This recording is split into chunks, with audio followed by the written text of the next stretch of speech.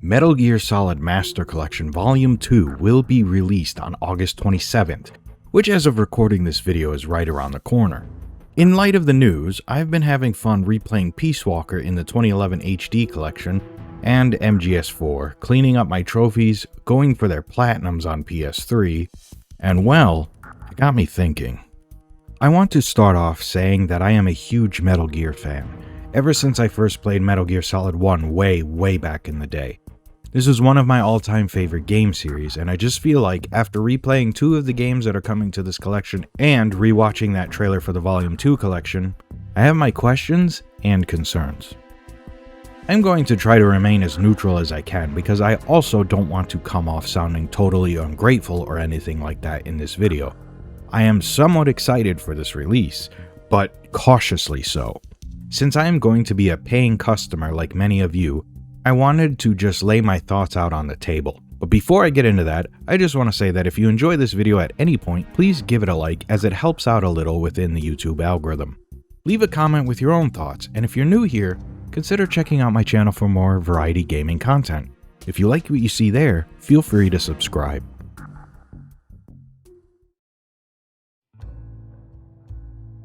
First up within this collection is the long-awaited port of Metal Gear Solid 4 Guns of the Patriots, finally being released from its PS3 prison. From what I've seen in this YouTube livestream from Washagana TV hosted by Mafia Kajita and Nakamura Yurichi, it looks like there are going to be significant graphical enhancements and upscale textures, bringing the game closer to 4K and all of its tie-in product placements intact and relicensed, plus a silky smooth 60 frames per second. This is most likely going to be the 2.0 trophy support version of MGS4 because the store page announces that there will be no Metal Gear Online 2. This makes sense. It's probably easier for them to enhance and port the 2.0 version of the game since that is technically the latest official build of the game and it already has trophy challenges that exist that they can port over to other systems while making edits to some or even adding in new ones, as they have previously done for the games included in the Volume 1 collection. Also included with this version of the game is the Metal Gear Solid 4 database, which does not contain any updated information, even though a few mainline canon games have been released after this database came out initially. This one seems a bit odd, as I would think since it's just a simple database application, it would be pretty easy to add in updated canon information, since MGS4 is technically getting new content added to it in the form of 2 new camos, a cardboard box camo as a pre-order bonus, and gold camo for having Volume 1 save data. But on the other hand, the original version of the database is preserved, so for preservation's sake, that's pretty neat. I am aware that there are fan revival projects that exist to preserve older MGO titles, and you can go down that route if you so choose, but as far as not having MGO2 return in an official capacity, well, it kinda sucks, but it is what it is. The next big offering in this collection is Metal Gear Solid Peace Walker, which was probably pretty easy for them to port over, as the version they are porting over comes from the same 2011 HD collection as MGS2 and MGS3, that were previously released in the Volume 1 collection. I suspect minimal updates were needed to get this running on modern systems, maybe some slight enhancements with the textures and graphics, keeping its 60 FPS frame rate, but sadly, unlike MGS4, it will not retain any of the goofy product placements that were included previously in the PSP Japanese version, such as Axe body spray, Mountain Dew cans, or Doritos. But thankfully, it does keep the crossover content from Capcom, more on that in a second. Like with the previous collection, it might also keep some of the same trophy achievement challenges, get some additional ones, or even some edits to older ones.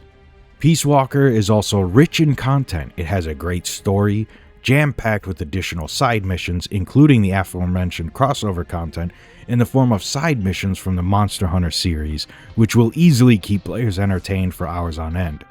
This port also retains its online functionality for co-op missions and versus modes, however, it does not have crossplay.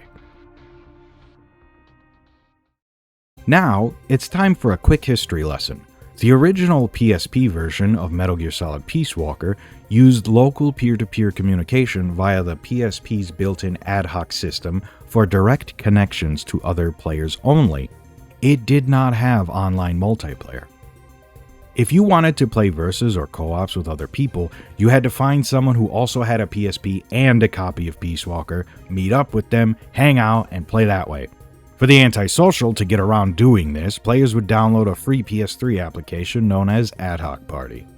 This application allowed you to play PSP games that only used ad hoc local communication over the internet by creating a party room on your PS3 for these ad hoc only games, and it allowed people to connect to each other using the PS3's internet. It basically tricked your PSP into thinking these other players were physically sitting in the same room with you by having the PS3 do all of the online communication and reconfiguring it as ad hoc communication to the PSP. The 2011 HD re-release of Peace Walker did not have this problem, as it featured online multiplayer using direct peer-to-peer communication through the console's online services, PSN and Xbox Live, to find other players on the platform you were on to play with. In 2026, crossplay is pretty much a must if you want longevity in your game that has a multiplayer component to it, especially one like Peace Walker, where a lot of the co-ops missions greatly benefit from having other players coming together for some of the more difficult ones. I mean, technically all of the missions are doable solo, but if this port has similar multiplayer related trophies or achievements, you pretty much need to have this component stay intact for years to come. For example, the HD collection of Peace Walker has 4 trophy achievements that have online components tied to them. Trader, carried out a trade which involves trading recruited soldiers to another player. Deliverer, send an item to another player in the delivery menu. Versus Ops, all rules, played using all of the rules in Versus Ops. And Vic Voss, reaching a total of 20,000 or more camaraderie. The latter, which is obtained by doing a metric ton of co-ops missions with other players, or playing a metric ton of versus matches against other players. That is the only way to gain camaraderie, and again I say all of this to ask the question, why no crossplay? A while back, it took me about a month alone on the PS3 HD version of Peace Walker to get these multiplayer trophies, and even then I was very lucky running into random players at odds and ends times of day and week who were still playing the game all these years later and were kind enough to let me play with them. If I've played with you and you're seeing this video, shout out to you unsung heroes. Surely Konami would have learned from that mistake by now, considering Fox Hunt, Metal Gear Solid Delta's multiplayer component, was delayed at launch, and when it did eventually come out, it launched without crossplay. And you know what happened? On PC at least, in my experience, the mode lasted about a week before dying off. After a month, you could not find anyone playing it, again on Steam at least. And as of writing the script and recording footage for this video, approximately 200 players were online according to Steam charts. I suspect most, if not all of these players are just playing for the story. And even though it was for the most part a wasted effort, I sat in the Fox Hunt lobby for 5.5 minutes looking for a match until the game booted me out with this screen saying, "Not enough players for a match." And this wasn't during a weekday or off-peak hours, this was on a Sunday afternoon. Konami, and by extension the Metal Gear production hotline, if I may speak to you directly for a second, you said in the past that you value player feedback, so here is mine.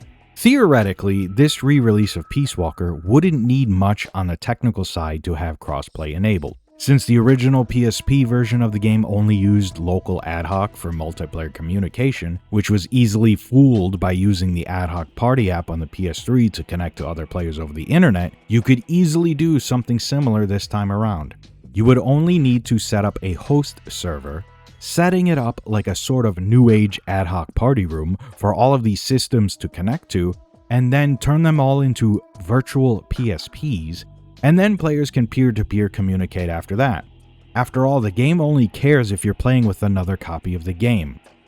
Since your save file name doubles as your in-game name, You wouldn't even need to waste resources to modify any of the game's code to show information that displays what platform the user is playing on, or even what their platform gamertag is.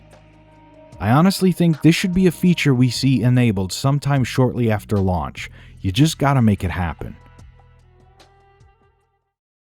The third game in this collection is Metal Gear Ghost Babel, known outside of Japan as Metal Gear Solid for the Game Boy Color. This is the first Metal Gear game officially released for a handheld system, released in 2000. Sorry, the earlier released Tiger Electronics Snake's Revenge LCD game doesn't count.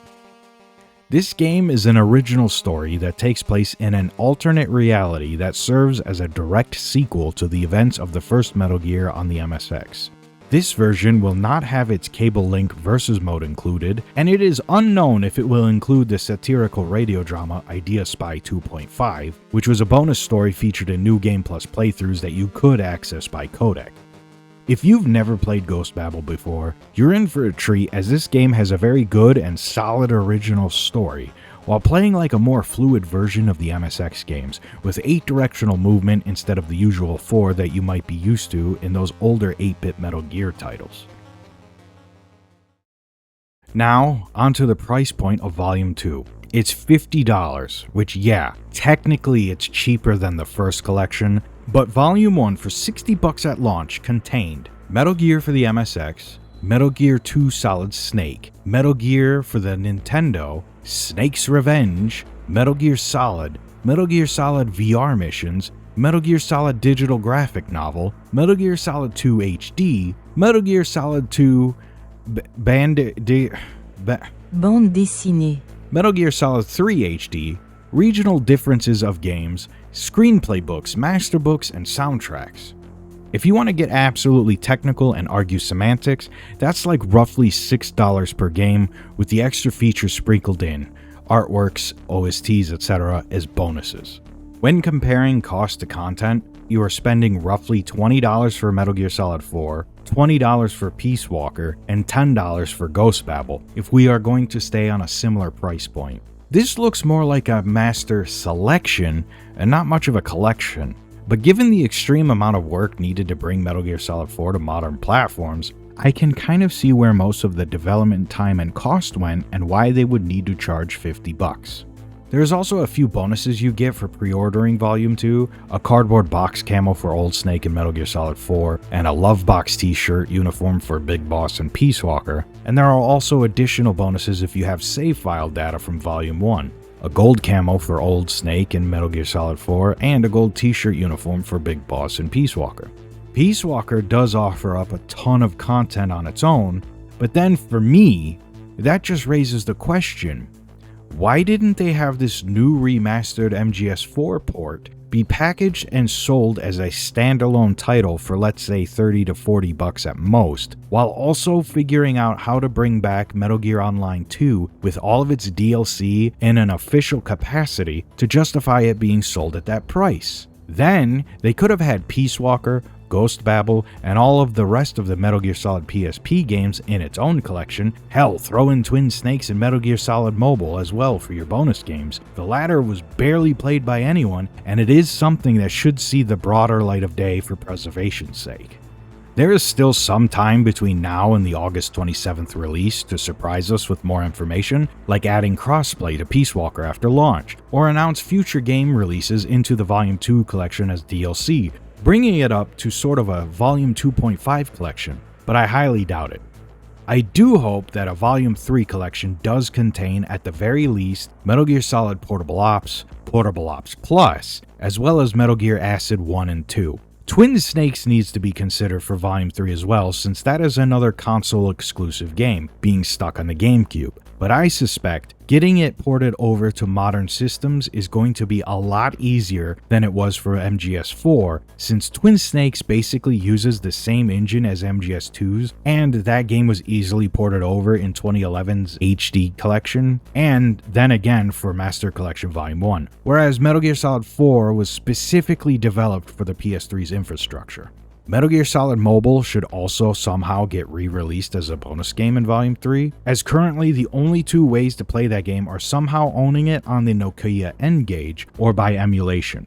Option 1 could be considered too expensive, and Option 2 could be confusing to some. Konami might have spent a tiny bit of development resources elsewhere this time around, it seems, considering they tried to put Naked Snake into Delta Force, a crossover that is either delayed or cancelled at this point, and Solid Snake as an operator, not a skin, a full-blown operator with his own skills in Rainbow Six Siege, along with a redacted collection featuring themed weapon skins, charms, player card items, a drone skin, and operator skins for certain pre-existing characters that make them look like Meryl, Grey Fox, Psycho Mantis, Revolver Ocelot, a Raiden bundle with similar themed weapon skins, charms, and player card customization for the Maverick operator. They also had a limited time game mode that turned one of the maps into a homage to Shadow Moses. Ubisoft probably did a lot of the work for the R6 crossover, but one has to wonder how much input was still required from Konami, and how much this would have taken away from Volume 2's overall development. I suspect not much, but it's something to consider. Now, Metal Gear being featured in crossover media isn't anything new, this is just a couple of the most recent examples, as shortly after the release of Metal Gear Solid Master Collection Volume 1, Snake and Raiden were featured in Fortnite with themed weapon skins and items, and even before that, you have Snake in Super Smash Bros. Brawl, and then later in Super Smash Bros. Ultimate. Snake is a fighter in the 2003 Japanese exclusive fighting game DreamMix TV World Fighters, the Metal Gear level pack and Sackboy costumes in Little Big Planet, and Grey Fox in the Game Boy Advance title Konami Crazy Racers, although that one is an in-house kart racing game playing homage to Konami IP, alongside countless other examples. Again, I do wonder how much of an impact focusing on these two recent content crossover events might have had on Volume 2's development, and why there are only 3 games in this collection. There might not have been a huge impact, but like I said, it's something I thought about.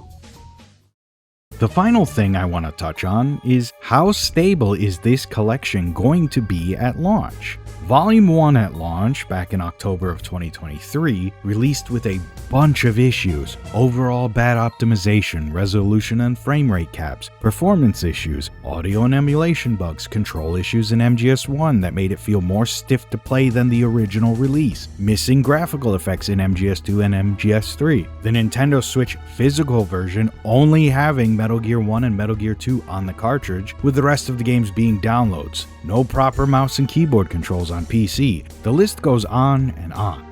It took 2 major patches, version 2.0, released almost a year later in September 2024, and version 3.0, released just this year in February of 2026, to get Volume 1 feeling like a proper release. The current producer of the Metal Gear series has stated in the Metal Gear Production Hotline number 2 that we're also worried about how Volume 1 had a pretty rough launch with all the issues. So we're going to do everything we can not to repeat that, but we just have to ask for everyone to give us time. But mistakes happen, and considering all of the work it took to get MGS4 off the PS3 and onto current gen hardware, there's bound to be issues. I'm going to try to be optimistic, but I'm also going to be cautious. Expect some issues at launch, and hope that if there are any issues, that they resolve them ASAP, at least faster than they did for Volume 1. But I would chalk that up to most of the dev team also working on MGS Delta at the time as well. At the end of the day, ultimately, it's up to you to decide if pre-ordering or getting this collection at launch is worth your hard-earned money or not, and if the positives outweigh the negatives. Metal Gear Solid 4 being updated for modern consoles with improved textures and a stable frame rate, but no MGO2 multiplayer, and the same MGS4 database that exists on the PS3. Peace Walker being ported over from the 2011 HD collection, with possibly some graphical enhancements, but without crossplay, and none of the licensed product placement that exists in the original Japanese version, although maybe that could be seen as a positive. But then you're missing out on the absolute memery of having actual Mountain Dew and Doritos smelling like Axe body spray while fighting soldiers, AI weapons, and little monsters. Ghost Babel, a great Metal Gear spin-off game, but without its versus mode, and possibly without the goofy satire radio drama in New Game Plus playthroughs, although from what I've seen, the versus mode is a very bare-bones 1v1 game mode, but still, not having it for preservation's sake kind of sucks. If you're interested in seeing how the versus mode for Ghost Babel works, I'll leave a link in the description to this video on screen so you can see how the versus mode worked in the past. And overall, the possibility of unforeseen stability and frame rate issues, graphical glitches or missing textures, resolution issues, etc. that could take a patch or two to fix. I only say this because of cautious optimism. Hopefully the launch does go smoothly and that the devs made sure to launch without any major problems. But what do you all think? Do you agree with some of my talking points that I've laid out in this video, or am I overthinking things? Did anything I say make any sort of sense, or am I talking nonsense? Tell me in the comments below. I'd like to know your thoughts, but remember to please keep it civil and respectful. If you're still here, I want to say thank you for taking the time to watch this video to the end. I greatly appreciate it wholeheartedly.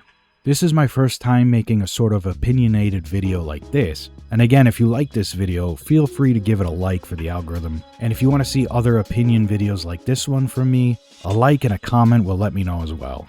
I do offer channel memberships for $1, and super thanks are enabled if you feel like supporting me with a financial donation, but these are never necessary, although always greatly appreciated. At the end of the day, I'm just happy you gave me and my content a chance. If you're new here, consider subscribing, as I make a bunch of variety gaming content, and I also stream as well right here on my YouTube channel. Speaking of streams, I'll probably be streaming all of the games I think should have been included in this collection in the upcoming weeks to launch, and maybe host some Peace Walker versus and co-ops rooms on the PS3 version to help others who still want to go for the Platinum Trophy as well. If you have Peace Walker on the Xbox 360, I encourage all of you watching this video who do have that version to go jump back on, play some games, host some lobbies, bring that version back to life, and help each other clean up your achievements and go for that perfect game score. With all of that being said, make sure to take care of yourselves, stay safe out there, and I'll see you in another video.